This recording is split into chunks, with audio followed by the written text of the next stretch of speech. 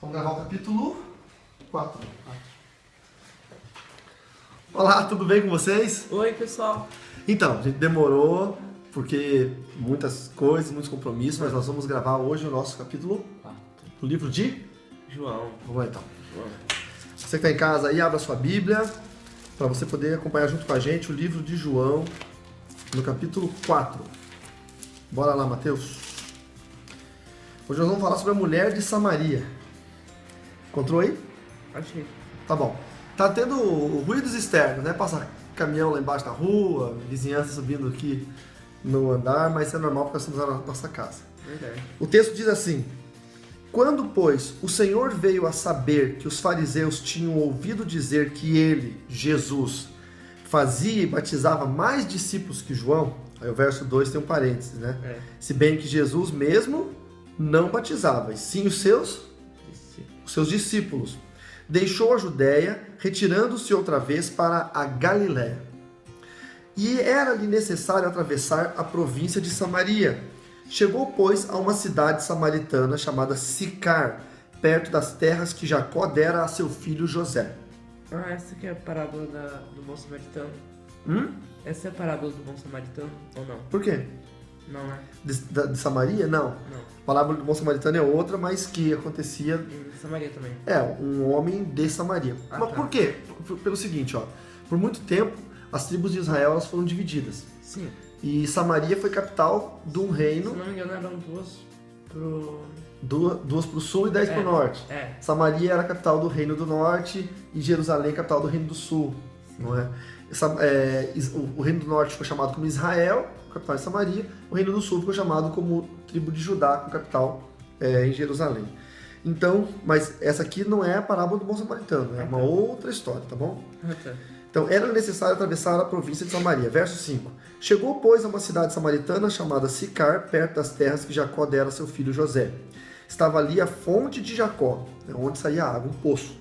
Cansado da viagem, assentara-se Jesus junto à fonte por volta da hora sexta. O que diz a sua Bíblia aí, hora sexta? Mais ou menos o meio-dia. Então, pessoal, a hora sexta seria mais ou menos o meio-dia. Exatamente. Então, a hora quinta, 11 horas, hora décima... Verdade. A hora décima.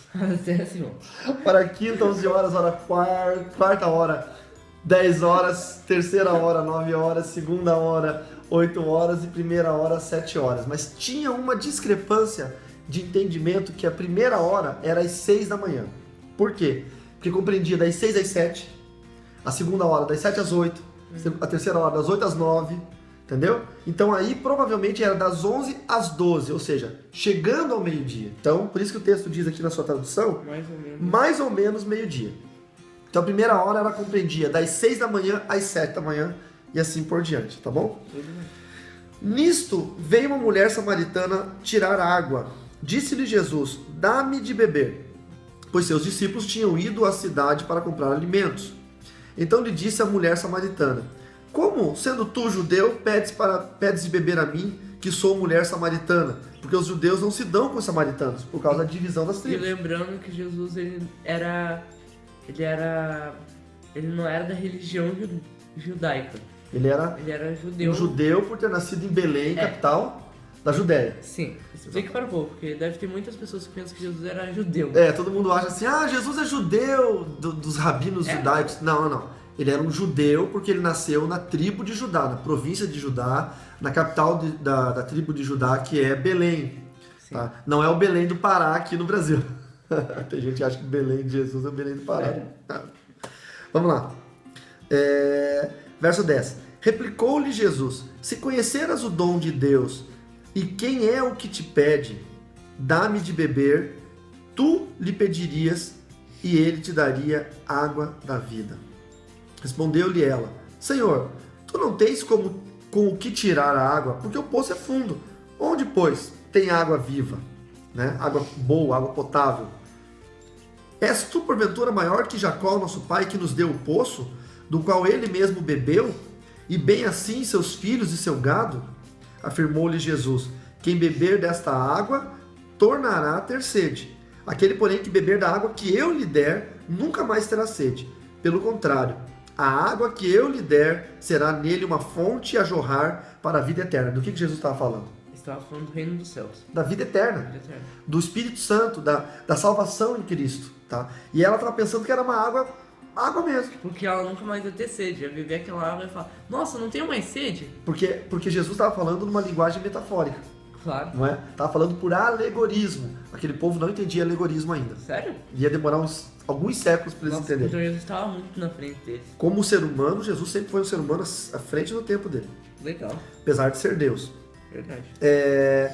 Disse a mulher, verso 15, Senhor, dá-me dessa água para que eu não mais tenha sede, nem precise vir aqui buscá-la. Aí Jesus dá uma cartada de mestre. Disse-lhe Jesus, vai, chama teu marido e vem cá. Ao que lhe respondeu a mulher, não tenho marido. Replicou-lhe Jesus, bem disseste não tenho marido, porque 5 maridos já tiveste. E esse que agora tens não é teu marido. Isso disseste com verdade. E aqui tem um diálogo muito interessante, que as pessoas acreditam que Jesus estava afirmando que ela estava tendo um caso de adultério. Porque ele fala, e este que tens não é teu marido. Ou seja, era marido de outra mulher. Ixi, Então ela estava se envolvendo com um homem casado. samaritana safadinha. Ela era sem vergonha. Ou ela estava no regime de concubinato, que era não tinha casado oficialmente com o marido. Porque naquela época, se o irmão mais velho morria, a esposa passava por irmão mais novo. Sério? Daí se esse irmão mais novo morria, a esposa passava por mas irmão se o mais novo. irmão mais novo não aceitasse? Então, tinha que aceitar pela lei e tal, tem uma série de controvérsias. Nossa. Então, provavelmente, essa mulher teve 5 maridos, quem sabe de 5 irmãos que morreram, Mas e agora ela é um de outra família, não dá pra saber como é que funcionava nessa hora. É verdade. Tá? A verdadeira adoração. Verso 19. Senhor, disse-lhe a mulher, vejo que tu és profeta. Por que ela disse isso, Mateus? Porque ela viu que Jesus dedurou o relacionamento dela. Dedurou os podres dela. Nossos pais adoravam neste monte. Vós, entretanto, dizeis que em Jerusalém é o lugar onde se deve adorar. Disse-lhe Jesus, mulher, podes crer-me que a hora vem, quando nem neste monte, nem em Jerusalém adorareis ao Pai. Vós adorais o que não conheceis, nós adoramos o que conhecemos, porque a salvação vem dos judeus. Ele estava dizendo não da tribo, não da religião dos judeus. Ele estava dizendo que o Messias nasceria de Belém, que é a capital da tribo de Judá. Era uma profecia, ele estava dizendo sobre a profecia. Mas vem a hora e já chegou, em que os verdadeiros adoradores adorarão ao Pai em espírito e em verdade, porque são estes que o Pai procura para seus adoradores. O adorador em espírito e em verdade, ele não é aquele adorador que só canta no microfone da igreja. É aquele que adora a Deus em qualquer momento. Deus é espírito, e importa que os seus adoradores o adorem em espírito e em verdade. Eu sei, respondeu a mulher, que há de vir o Messias chamado Cristo. Quando ele vier, nos anunciará todas as coisas. Disse-lhe Jesus, eu o sou, eu que falo contigo. Neste ponto, chegaram seus discípulos e se admiraram que estivesse falando com uma mulher, todavia nenhum lhe disse, que perguntas ou por que falas com ela? Quanto à mulher, deixou o seu cântaro, foi à cidade e disse àqueles homens, vinde comigo e vede um homem que me disse tudo quanto tenho feito. Será este, porventura, o Cristo? Saíram, pois, da cidade e vieram ter com ele. Ou seja, o testemunho dessa mulher foi até a cidade, falou que encontrou um profeta, que possivelmente era o Cristo, e chamou os homens para vir ver Jesus, conhecer Jesus. A ceifa e os ceifeiros. Nesse ínterim, os discípulos lhe rogavam, dizendo, mestre, come. Mas ele lhes disse, uma comida tenho para comer, que vós não conheceis. Diziam então os discípulos uns aos outros, ter-lhe-ia porventura alguém trazido o que comer? Disse-lhe Jesus, olha, Jesus novamente falando em alegorismo. Antes não entendiam naquela época. Não. Disse-lhes Jesus, a minha comida consiste em fazer a vontade daquele que me enviou e realizar a sua obra. Não dizeis vós que ainda há 4 meses até a ceifa? Eu, porém, vos digo, erguei os olhos e vede os campos, pois já branquejam para a ceifa, ou seja, já estão prontos para colher. O ceifeiro recebe desde já a recompensa e entesoura o seu fruto para a vida eterna. E de Sarte se alegram tanto o semeador como o ceifeiro. Pois no caso é verdadeiro o ditado, um é o semeador e outro é o ceifeiro. Eu vos enviei para ceifar o que não semeastes. Outros trabalharam, e vós entrastes no seu trabalho. O que Jesus quis dizer com isso? Que estava pronta a vide para ser colhida. Ou seja, não tem que esperar mais nada para ir falar do amor de Deus para as pessoas e receber as almas. Então, um planta, outro colhe, mas os dois se alegram. E isso é importante. Por exemplo, assim, ó, uma pessoa... Não, a questão é essa, ó. Eu posso evangelizar uma pessoa e a pessoa nunca aceitar Jesus. E amanhã vai outro lá e fala do amor de Jesus e ele aceita e vai congregar. E vai se batizar. E aí eu fico, mas eu que evangelizei ele, agora está batizado numa outra igreja. Não importa. Um é quem planta, outro é quem colhe, mas os dois se alegram. Porque era uma alma. Exatamente, importante saber que está salvo. Olha o 39 agora. O 39 é muito forte. Muitos samaritanos daquela cidade creram nele, em virtude do testemunho da mulher, que anunciara: ele me disse tudo quanto tenho feito. Vindo, pois, os samaritanos ter com Jesus, pediram-lhe que permanecesse com eles e ficou ali 2 dias. Muitos outros creram nele por causa da sua palavra. E diziam à mulher: já agora não é pelo que disseste que nós cremos, mas porque nós mesmos temos ouvido e sabemos que este é verdadeiramente o Salvador do mundo. Olha que legal. Primeiro eles acreditaram porque a mulher testemunhou. E vieram conhecer. Quando eles viram de perto, eles disseram: agora nós não cremos mais só pelo teu testemunho. Nós cremos porque nós conhecemos Jesus. Muita gente vai vir até Jesus pelo teu testemunho de vida, pelo meu testemunho de vida. Mas quando o importante não é eles ficar presos ao nosso testemunho. O que eu acho errado às vezes é que alguns pastores prendem as ovelhas nos seus testemunhos pessoais. Entendeu? Eu sou o apóstolo, eu sou o líder, eu tenho poder, eu tenho autoridade. E aí as pessoas ficam só atrás daquela pessoa.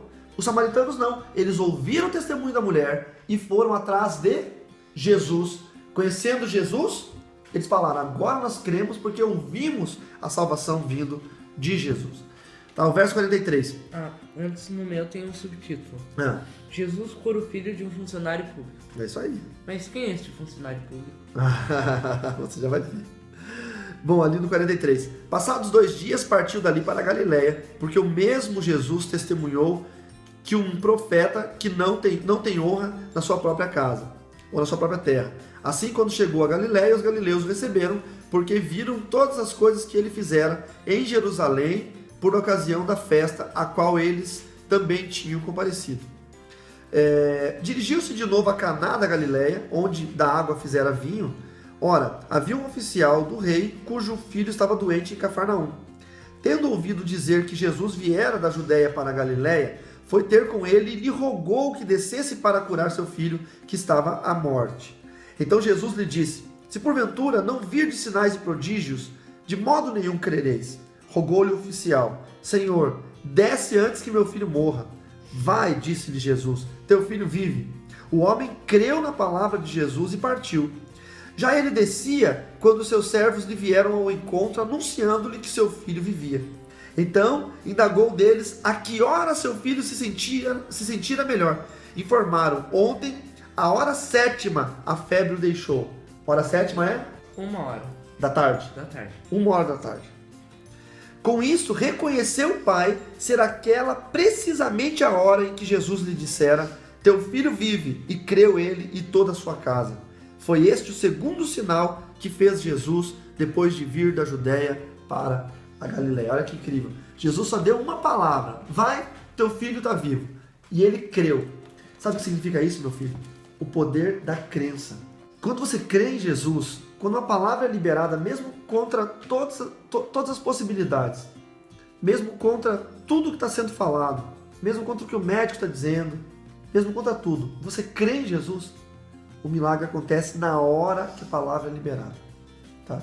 Nós lemos esse capítulo 4, e nos falta ainda ler mais outros capítulos, mas eu espero que você tenha aprendido alguma coisa. Você também está fazendo o estudo do livro de Atos, dos apóstolos, e espero que vocês que estão assistindo tenham aprendido alguma coisa com o capítulo 4 de João e tenham se incentivado a ler a Bíblia com seus filhos, com seus netos, com seus sobrinhos, com seus irmãos mais novos, para que possam ajudá-los, auxiliá-los a conhecerem a palavra de Deus. Vamos orar? Vamos orar. Vamos lá. Deus, em nome de Jesus, nós queremos apresentar a leitura de hoje para o Senhor e te pedir, meu Deus, que o Senhor possa estar colocando no nosso coração a sua palavra, para que nós não venhamos a errar, não venhamos a pecar contra Ti. Obrigado, meu Deus, pela possibilidade de termos a Bíblia Sagrada livremente para lermos todos os dias na nossa casa, e nós te louvamos pela salvação em ti, Jesus. Em teu nome que oramos. Amém. Amém. Deus abençoe vocês. Tchau.